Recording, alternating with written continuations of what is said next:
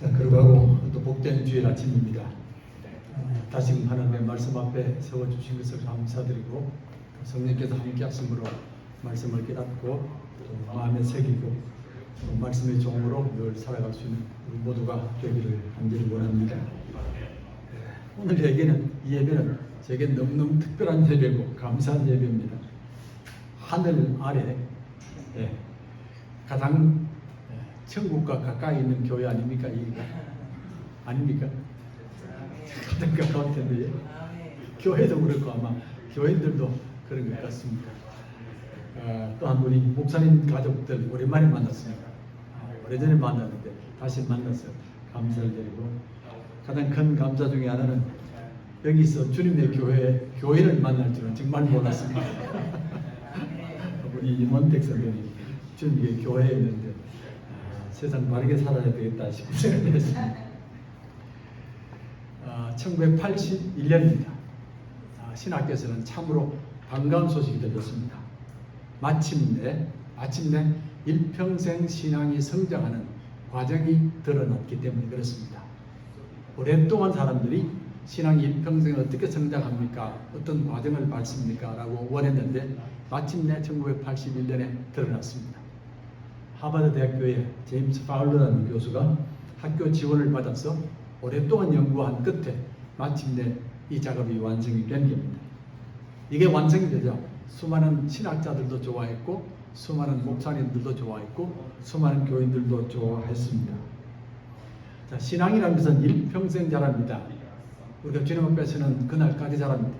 그렇다면 당연히 우리가 자라는 과정을 알고 계셔야만이 거기에 따라 움직여 나가는 겁니다.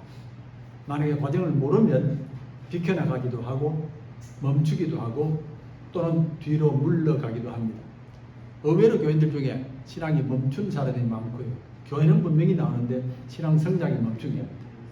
또 뒤로 돌아가는 분들도 의외로 많습니다.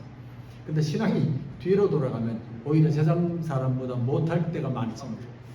관록을 자랑하고 업적을 자랑하고 이러면 더 불편할 때가 많습니다.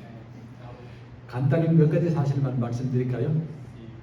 신앙은 생명이기 때문에 일평생 자랍니다. 우리가 가지고 있는 신앙이 그저 천국 가는 기차표 아닙니다. 그저 호주머니에 넣으면 되는 것 아니고 생명이기 때문에 일평생 자라야만 합니다. 자, 주님 앞에 설 때까지 자라게 될 것입니다. 근데 신앙이 자란다는 말은 양적으로 자라야 되고 질적으로 자라야 되고 두 개가 함께 가야만 합니다. 양적으로 자라다가 때가 되면 질적으로 변화되어 가는 겁니다. 우리가 몸이 자라는 걸 보면 알 수 있습니다. 몸이 자랄 때에 어릴 적에는 몸이 커지거든요. 점점 커지는데 어느 때가 되면 몸이 달라질 때가 있습니다. 이해가 되시죠? 청소년 되면 조금 달라지게 되고 의외로 대학교 때 많이 달라집니다.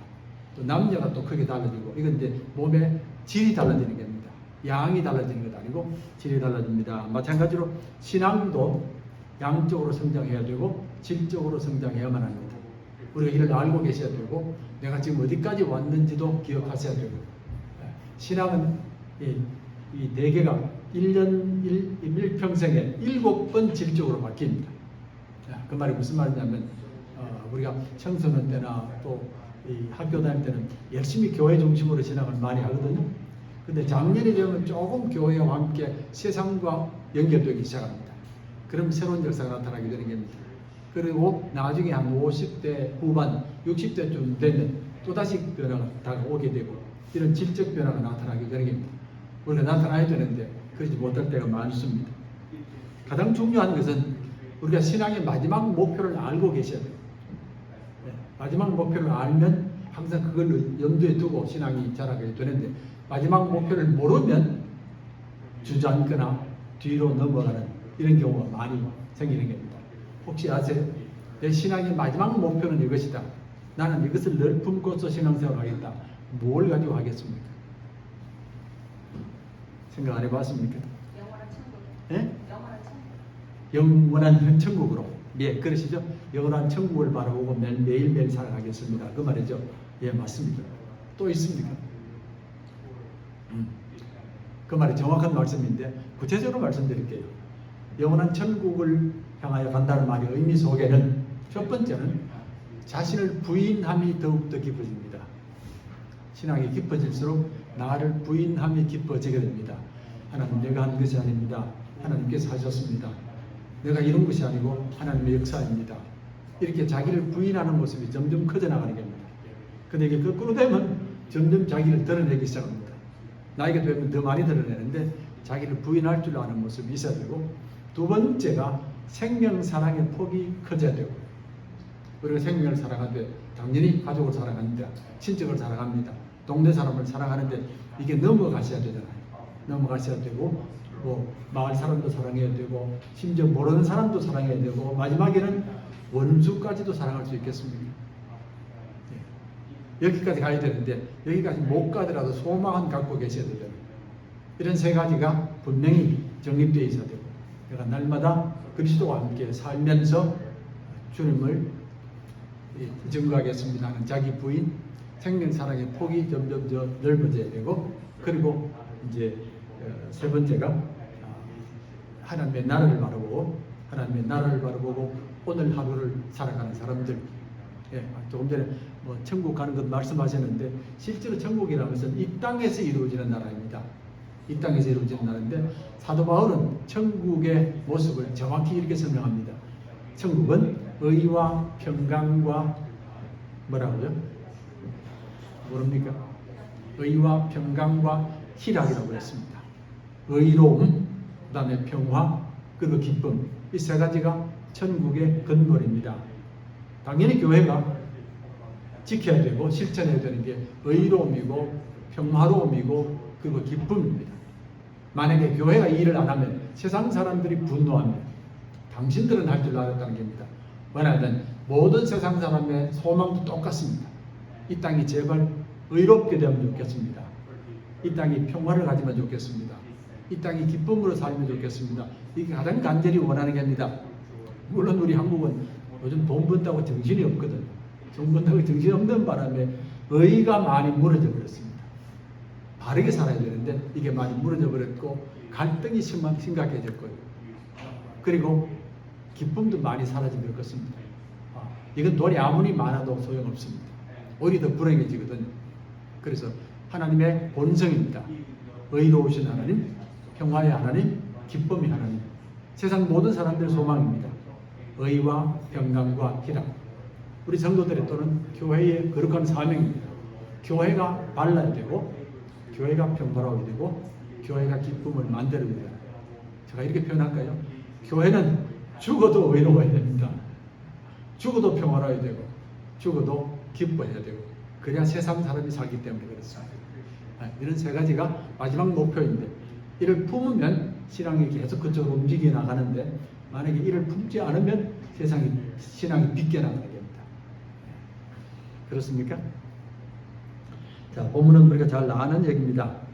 주님께서 사마리아 지방 수가성을 가시다가 한 여인을 만났습니다. 그곳에서 여인과 대화하면서 마지막에 놀라운 구원의 역사를 이루는 그런 얘기입니다. 우리가 잘 아는 본문인데, 이를 대할 때마다 큰 감동도 받게 되고 또 깊은 은혜도 체험하게 됩니다.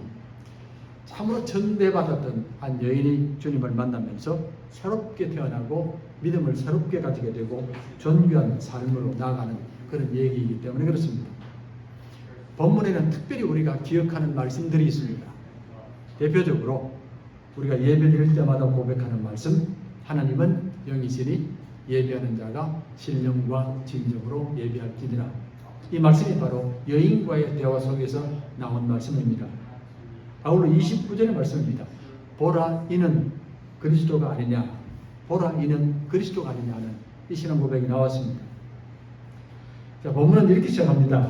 예수님께서 제자들과 함께 남쪽 유다에서 북쪽 이스라엘로, 북쪽 갈릴리로 올라가시는데, 그 중앙에 있는 사마리아 지방을 지나가야 됩니다. 남쪽이 유다고 중앙이 사마리아고 북쪽이 이제는 갈릴리입니다. 자, 그곳에서 우물을 찾으셨고 한 여인을 만납니다. 그런데 그곳에서 여인과 상당히 길게 대화가 이어집니다.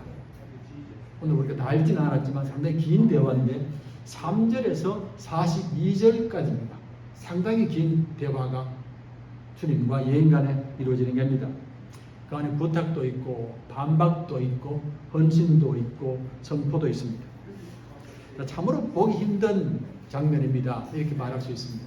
자, 주님께서 어떤 사람과 이렇게 길게 대화한 적이 있습니까? 자, 무엇보다 놀라운 것은 대화가 단순히 이어지는 게 아니고 마치 단계가 있는 것 같습니다. 읽어보시면 단계가 느껴집니다. 어떻게요? 시간이 지나면서 여인이 주님을 부르는 칭호가 달라지기 시작합니다. 자, 첫 번째입니다. 당신은 유대인으로서 어찌하여 사마리아 여인인 나에게 물을 달라 하나이까? 제일 먼저 한 칭호입니다. 당신 그랬습니다. 자, 그 다음에는 주라는 말이 나왔습니다. 11절. 여자가 이르되 주여 물기를 그릇도 없고 이 우물은 깊은데 그랬습니다. 주여라는 말이 나왔습니다. 당신 그러다가 주라는 말이 나왔고 19절에 달라집니다. 여자가 이르되 주여 내가 보니 선지자로소이다. 선지자가 나오는 겁니다. 주여 그리고 선지자. 마지막에는 우리 모두를 놀라게 하는 칭호가 나왔습니다. 그리스도라는 칭호입니다. 그리스도가 나오는 겁니다. 25절입니다. 여자가 이르되 메시아 곧 그리스도라 하는 이가 오실 줄을 내가 아노니 그가 오시면 모든 것을 우리에게 일러주시리이다. 29절에도 같은 칭호입니다. 내가 행한 모든 일을 내게 말한 사람을 와서 보라. 이는 그리스도가 아니냐 그랬습니다. 메시아, 그리스도 같은 말입니다. 구약에는 히브리 말로 메시아라고 부르고 신약에는 헬라 말로 그리스도라고 부릅니다. 당신으로 불렀다가 주로 부르고 주로 불렀다가 선지자로 부르고 그리고 다시 그리스도라 메시아라고 부르는 이런 칭호가 달라지게 됩니다. 칭호가 달라진다는 말은 내가 주님을 바라보는 관점이 달라졌다는 겁니다. 아울러서 내 자신이 달라졌다는 겁니다. 나 자신이 변화되기 시작합니다. 당신 그러면 조금은 불편한 느낌이 들기도 하고 불만이 있는 느낌도 들긴 합니다. 그런데 주라고 부르면 조금 공손해졌다는 말 아닙니까? 선지자라고 부르면 조금의 두려움도 있고 존경함도 있습니다. 메시아라고 부르면 지금까지와는 전혀 다른 자세가 나타납니다. 전적으로 헌신하겠습니다. 예배하겠습니다. 그리고 사명 감당하겠습니다. 이런 모습이 담겨져 있습니다. 자, 특별히 메시아라는 고백은 엄청난 고백입니다. 여러분이 아시는 것처럼 마태복음 16장에 보면 제일 먼저 베드로가 예수님을 그리스도라고 부릅니다. 16장입니다. 주는 그리스도시요 살아계신 하나님의 아들입니다. 처음으로 예수님에 대한 고백이 나오는 겁니다. 자, 주님께서 이 고백을 들으시고 크게 베드로를 칭찬합니다. 바요나 시몬아 내가 복이 있도다. 그리고 이 고백 위에 교회를 세우겠다. 내가 복이 있도다. 그리고 이 고백 위에 교회를 세우겠다고. 이 고백은 성도의 가장 영광스러운 칭찬입니다. 네가 나를 바르게 고백한다는 겁니다. 아울러서 교회의 근본입니다. 교회는 이 고백 위에 세워져 있습니다. 우리 성도들의 가장 큰 영광이고 교회의 근본입니다. 그런데 이때가 주님의 공생의 마지막 때입니다. 이 고백하고 주님은 십자가로 넘어가기 시작합니다. 자, 그런데 오늘 이 여인이 오늘 이 고백을 하고 있는 겁니다. 이는 그리스도가 아니냐. 자, 그렇다면 우리의 생각을 바꿔야 됩니다. 우리 모두는 베드로가 제일 먼저 고백했다고 말합니다. 아닙니다. 여인이 제일 먼저 고백하는 겁니다. 당신이 그리스도입니다라고 이렇게 고백을 합니다. 자, 냉담하면서 공손함에서 순종함으로, 그리고 순종하면서 예배함으로 바뀝니다. 자, 어떻게 이런 변화가 가능하겠습니까? 이게 결코 쉬운 변화가 아닙니다. 한 단계 한 단계가 깊은 이해가 있어야 되고 깊은 헌신이 있어야만이 가능한 고백입니다. 더구나 한 사람이 예수님을 그리스도라 부른다는 것은 나의 생명 전체를 사명을 위하여 헌신하겠다는 자질입니다. 내 삶은 하나님의 나라를 위한 거룩한 사명의 삶입니다. 이 고백이 바로 그리스도라는 말의 뜻입니다. 자, 이런 표현을 해서 죄송하지만 여인이 그렇게 고상한 여인은 아닌 것 같습니다. 그러시죠?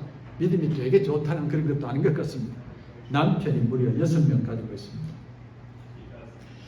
자, 유대를 떠나서 다시 갈릴리로 가실새 유다에서 북쪽 갈릴리로 가는 여정입니다. 그 중간에 사마리아가 있습니다.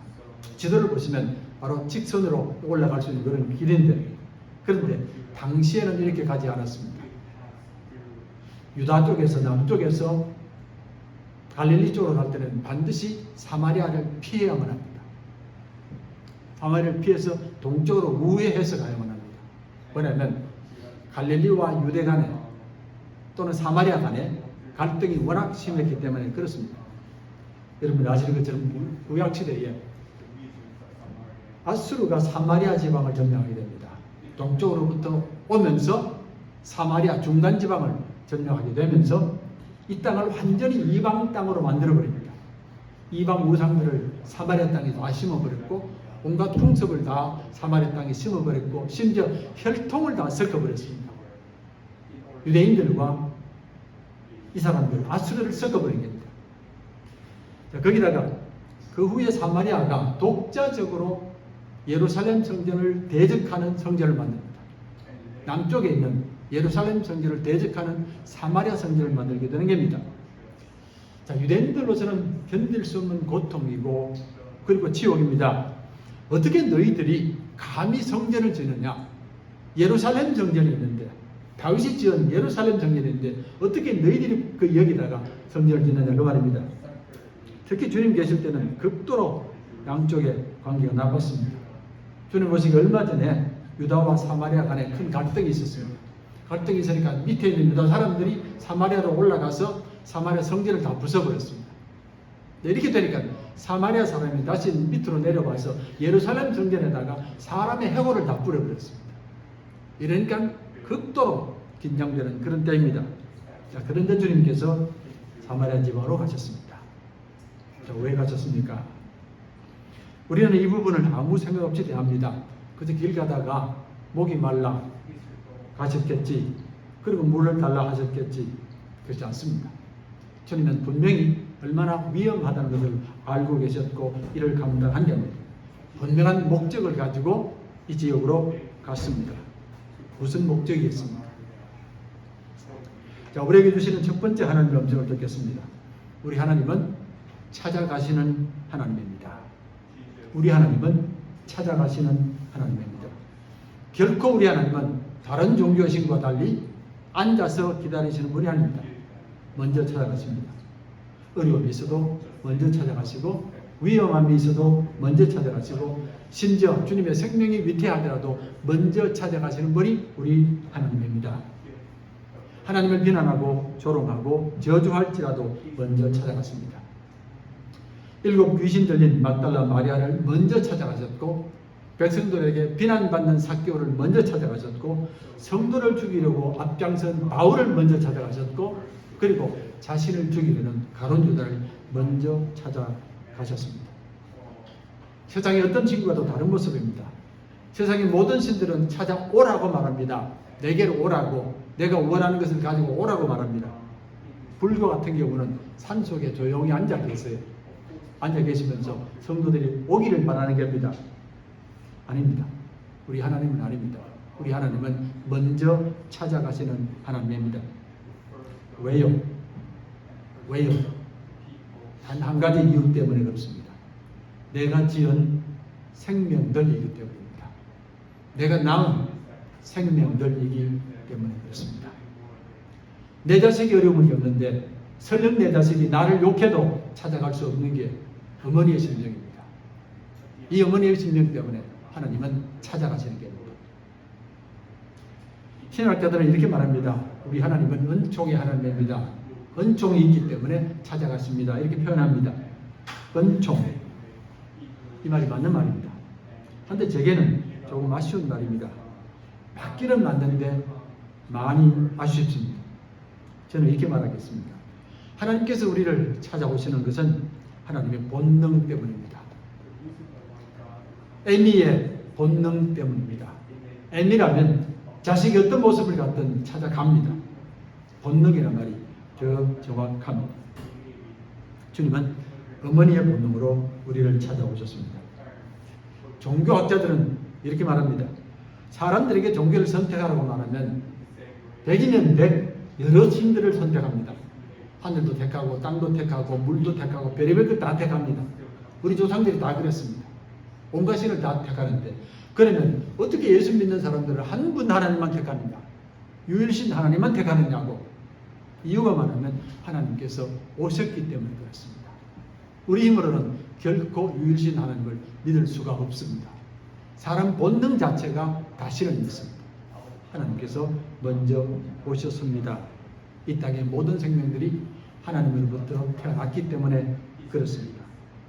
여러분과 저는 하나님께서 먼저 찾아오셨기 때문에 이곳에 계시고 예비하는 거룩한 백성들입니다. 자, 우리는 또 질문합니다. 왜 이 말씀을 하셨습니까? 왜 내게 물을 달라고 말씀하셨습니까? 당연히 목이 마르니 물을 달라고 그랬겠지. 그것도 아닙니다. 이 말씀은 단순히 할 수 있는 말이 아닙니다. 말씀드린 것처럼 유대인과 사마리아의 관계가 얼마나 극도로 나빠졌는지 모릅니다. 더구나 유대인 남자가 대낮에 사마리아인 여자를 찾아가는 것은 돌맞을 일입니다. 자, 여인에게 심히 당혹한 일입니다. 당신이 어떻게 우리에게 물을 달라고 합니까? 어떻게 내게 물을 달라고 합니까? 그 말입니다. 자, 예수님께서 물을 달라고 이 말씀을 하기 위해서는 여러 가지 장벽들이 있었고 넘어가야만 합니다. 당장 유대인과 사마리아인 이런 종족의 국경도 넘어가야 되고 서로 멸시하고 서로 적대감 같은 이런 것도 넘어가야 되고 아울러서 남자와 여자라는 장벽도 넘어가야 되고 마지막으로는 종교 장벽도 넘어가야만 합니다. 하나님만을 섬기는 사람들과 우상을 섬기는 사람이라는 그 장벽도 넘어가야만 합니다. 자, 어떤 장벽도 쉬운 장벽은 아닙니다. 그래도 찾아가셨습니다. 내가 낳은 자식이기 때문에 그렇습니다.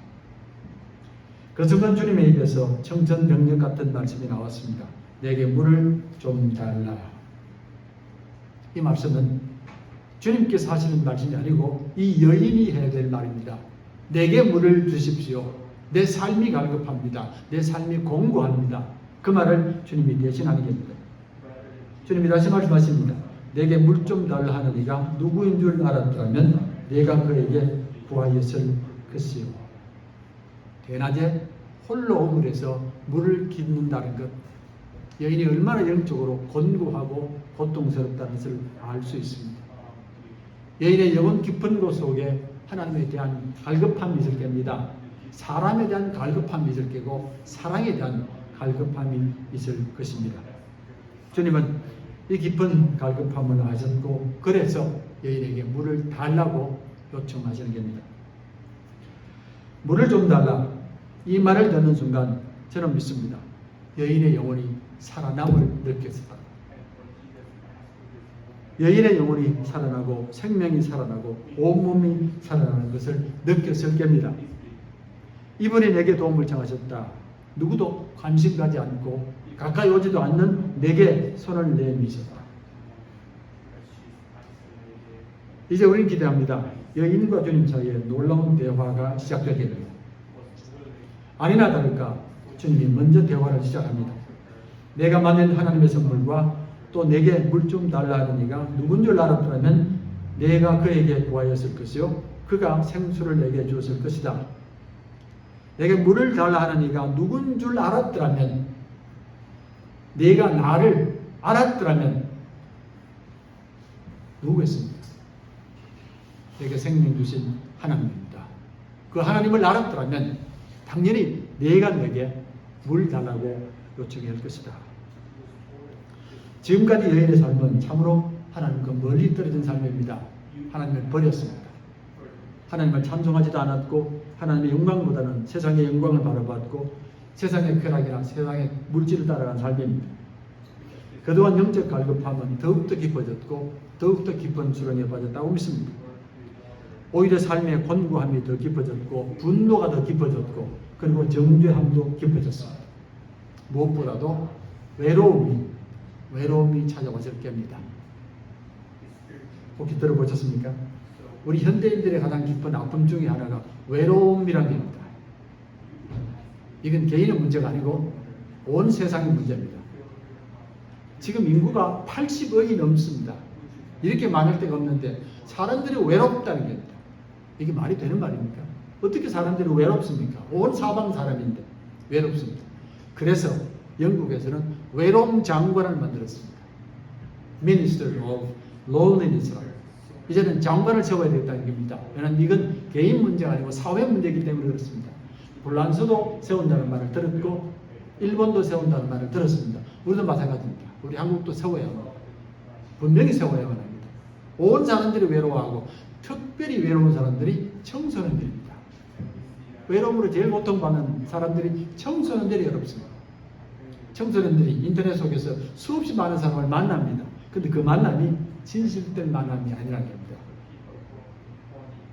진실된 만남이 아니니까 아이들이 외로운 겁니다. 자, 물을 달라. 이제 내 손을 잡으라는 말씀이고 내가 너를 도와주겠다는 말씀이고 너를 살리겠다는 말씀입니다. 여인이 달라고 하기 전에 주님께서 먼저 손을 내미셨습니다. 우리 하나님은 찾아오시는 하나님입니다. 우리의 생명을 지으셨기 때문입니다. 자, 두 번째 메시지입니다. 성도들은 생명은 어떤 경우도 과거에 묶여서는 안 됩니다. 과거가 어떠하든 간에 과거를 벗어나야만 합니다. 주님이 다시 말씀하십니다. 내 남편을 불러오라. 내 남편을 불러오라. 자, 이 말을 듣는 순간 우리 모두는 깜짝 놀랍니다. 아니 예수님 어떻게 이 부분을 말씀하실 수 있습니까? 이 부분이 여인에게 얼마나 가슴 아픈 부분이고 얼마나 고통스러운 부분이고 얼마나 숨기고 싶은 부분입니까? 왜 이 말씀을 하십니까? 근데 주님이 이 사실을 드러내라고 요구하시는 겁니다. 왜요? 여인을 살리기 위해서 그렇습니다. 어떻게 하든지 간에 생명을 살리기 위해서 그렇습니다. 내가 가지고 있는 이 사실을 고백해야 내가 살 수 있다. 고백해야 과거로부터 벗어날 수 있다. 고백해야만이 미래를 향하여 나아갈 수 있다. 그런 말입니다. 근데 여인이 고백을 합니다. 내게 남편이 5 있었고 지금 남편도 아닙니다. 라고 고백을 합니다. 저는 감히 이런 생각을 해봅니다. 여인이 이 고백했을 때에 아마 죽을 힘을 다했을 겁니다. 이 한마디 말하기 위해서 죽을 힘을 다했을 겁니다. 그래서 내가 남편이 5명이 있었고 어쩌면 가장 처음으로 고백한 말씀일지도 모릅니다. 그때 곧바로 주님이 말씀하십니다. 내가 남편이 없다 하는 말이 옳도다 그랬습니다. 옳다. 너에게 남편 5 있었고 지금 있는 자도 내 남편이 아니니 내 말이 참되도다. 참되도다. 그랬습니다. 내게 남편이 없나이다. 맞습니다. 그렇습니까? 남편이 없습니까? 지금 여인에게? 남편이 있습니다. 여러 명이 있습니다. 거쳤습니다. 그럼 당연히 주님이 야단할 줄 알았습니다. 왜 진실로 말해야 되지? 없다고 말하느냐 그 말입니다. 근데 주님에게서 음성이 들립니다. 내 말이 옳도다. 내 말이 참되도다. 내 말이 옳도다. 내 말이 참되도다. 그 순간 여인의 눈에서 눈물이 폭포수처럼 쏟아져내질 겁니다. 어떻게 나를 옳다고 얘기하십니까? 어떻게 나를 참되다라고 말씀하십니까? 누구에게 내가 옳다는 말을 들은 적이 있습니까? 어느 누구가 나를 참되다고 말한 적이 있습니까? 온 세상 사람들이 나를 비난합니다. 잘못했다, 부정했다, 망해야 된다 이런 말뿐입니다. 근데 어떻게 나를 옳다라고 말하고 그리고 참되다라고 말하십니까? 듣기 좋으라고 하신 말씀이 아닙니다. 주님의 진실된 말입니다. 내가 옳다, 내가 참되다. 주님께 고백만 하면 어떤 잘못도 용서해 주신다는 말씀입니다. 내가 어떤 모습을 가져도 용서해 주신다는 말씀입니다. 그리고 반드시 너를 새롭게 하신다는 말씀입니다. 여인이 고백하는 순간 주님이 옳다, 참되다라고 말씀하셨습니다. 너는 내 딸이다. 내가 빚은 딸이다. 선포하십니다. 그렇게 지긋지긋했던 죄악의 굴레에서 벗어나는 순간이고 죽음보다 힘들었던 외로움과 그리고 절망의 굴레에서 벗어나는 순간입니다. 혹 아십니까? 사탄의 가장 큰 역사는 사람을 과거에 묶어두는 겁니다. 아니면 과거를 자꾸 덜주는 겁니다. 어떻게 하든지 일어나지 못하게 하고 어떻게 하든지 간에 새 삶을 못하게 하는 겁니다. 하지만 우리 하나님은 아닙니다. 70번씩 7번 잘못했더라도 다시 일어나라. 70번씩 7번 잘못해도 일어나야 된다. 결코 과거에 묶여서는 안 된다. 너희들이 어떤 죄를 지어도 일어나야 된다. 바로 주님의 손길이라고 믿습니다. 예전에 서울대학교 교수였던 이청준 교수님이 계셨는데 이번에 작품 중에 잔인한 도시라는 작품이 있습니다. 그래서 드신 분들은 아마 기억할지 모르겠는데 잔인한 도시. 죄인들이 형기를 다 마치고 감옥으로 나오면 그 앞에 두 종류의 장사가 있답니다. 한 사람은 두부 장사고 한 사람은 새 장사입니다. 형기를 마치고 나와서 두부를 먹고 새 입을 얻자 그 말이죠. 새 장사는 새를 날리면서 나도 새 삶을 살겠다 그 말입니다.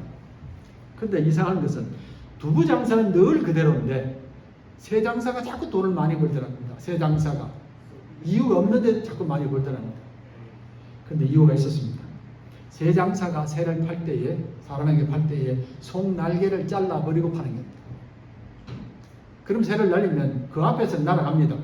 그런데 속 날개 없으니까 그 근처 숲에 떨어지는 겁니다. 그러면 새 장사가 밤에 후라시를 들고 가서 새를 집어오면 되는 겁니다. 그럼 새 한 마리만 있으면 평생 사는 겁니다. 새 한 마리만 있으면. 그렇게 한다는 말입니다.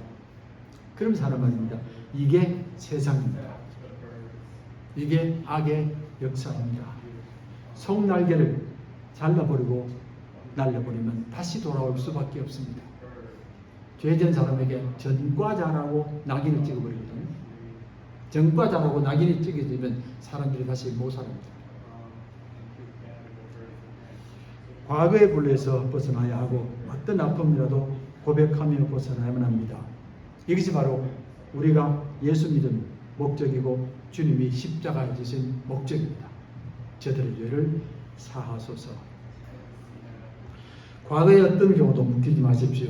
우리 하나님은 미래의 하나님입니다. 하나님께는 죄를 짓는 것이 문제가 아니고 과거에 묶이는 것이 더욱더 문제입니다. 그리고 과거에 묶이는 것은 사탄의 역사입니다. 그래서 드신 분들은 부부 싸움할 때 꼭 과거를 들추거든요.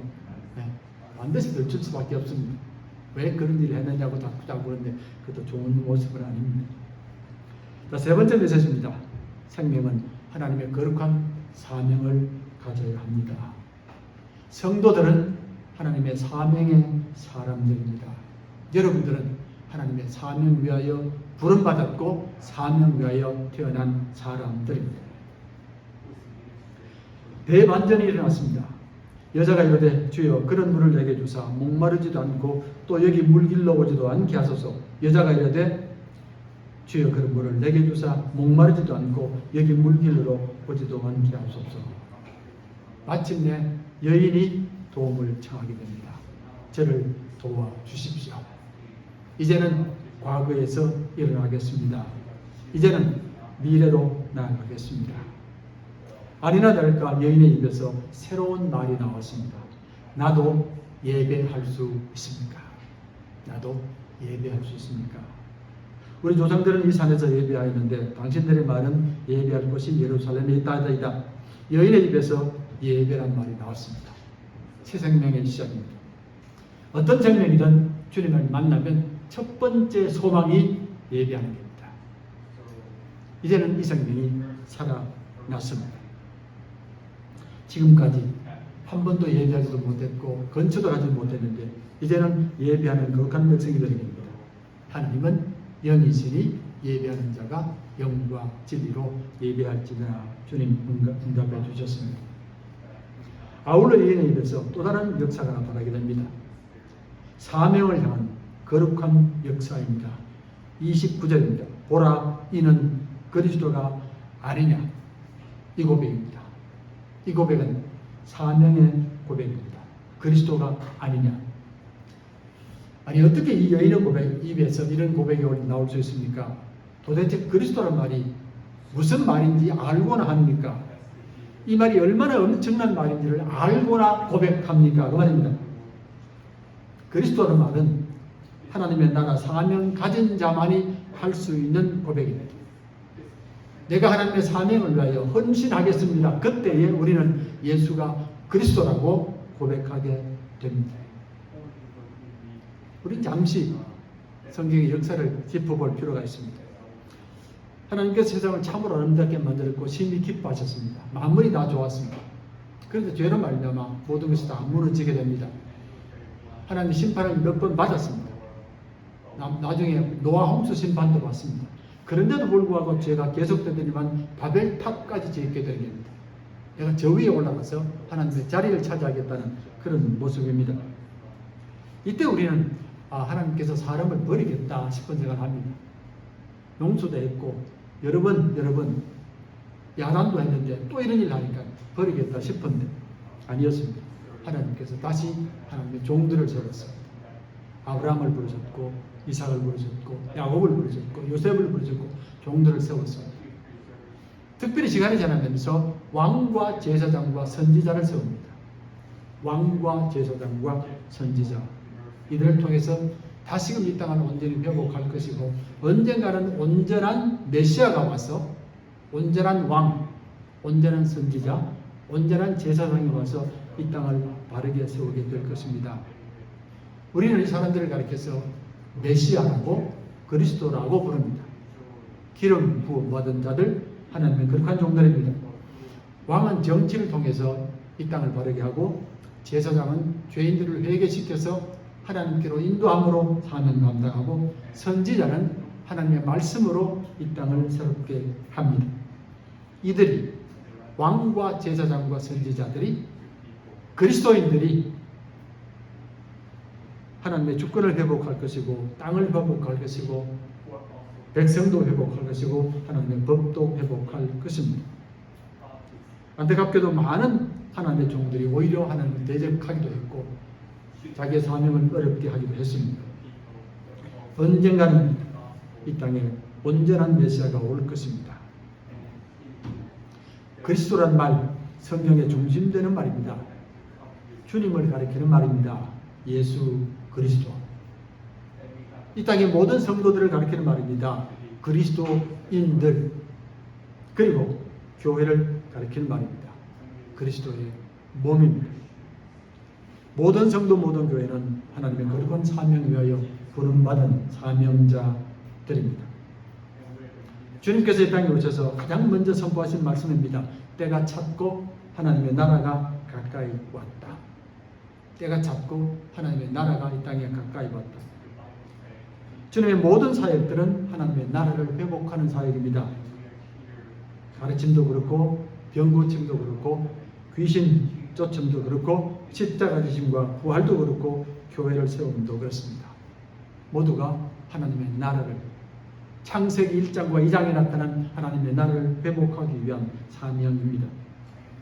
이 여인이 예수님을 따라서 이제 하나님의 나라 위하여 헌신하는 거룩한 사명자가 될 것입니다. 성도 여러분, 여러분과 저는 주님께서 친히 찾아오셔서 부르신 거룩한 자녀들이고 그리고 거룩한 사명자들입니다. 이 땅에 하나님의 나라를 이루어 가십시오. 여러분들만은 의롭게 사셔야 되고 평화롭게 사셔야 되고 그리고 기쁨으로 사셔야만 합니다. 오늘도 이 땅의 모든 성도들은 이렇게 기도합니다. 하나님, 하나님의 이름이 거룩하게 되기를 원합니다. 하나님의 이름이 조롱당하고 짓밟힘 당합니다. 하나님의 보좌가 어려움을 당합니다. 하나님, 이 땅에도 하나님의 나라가 이루어지기 원합니다. 의가 이루어지고 평화가 이루어지고 기쁨이 이루어지기를 원합니다. 아울러 이 땅의 모든 백성들이 이렇게 기도합니다. 하나님, 양식을 함께 나눌 수 있게 도와주십시오. 내가 양식이 있다고 먹지 못하는 사람을 외면하는 것은 바른 자세가 아닙니다. 우리에게 일용할 양식을 주시고 또한 누구를 만나든 간에 먼저 용서하고 용서받게 해주십시오. 아울러 기도합니다. 하나님, 아직까지 죄악의 역사가 있습니다. 우리로 하여금 시험에 들지 말게 하도록 기도하는 일에 힘쓰게 하십시오. 그리고 마지막으로 이렇게 기도합니다. 나라와 권세와 영광이 영원히 아버지의 것입니다. 내 생명 영원히 아버지의 것입니다. 내 가정 영원히 아버지의 것입니다. 내 재물 영원히 아버지의 것입니다. 내 가진 능력들 영원히 아버지의 것입니다. 내 가진 영광들 영원히 아버지의 것입니다. 어느 한순간도 내 것이라고 자랑하지 않겠습니다. 기도하겠습니다. 거룩하신 아버지는 거룩한 날 우리 발걸음을 주의 성전으로 인도해 주옵시고 우리 입술로 하나님의 성호를 찬송하며 우리 손으로 형제자매들과 악수하며 축복하게 하신 것을 감사드립니다. 이 공동체가 하나님의 나라 소망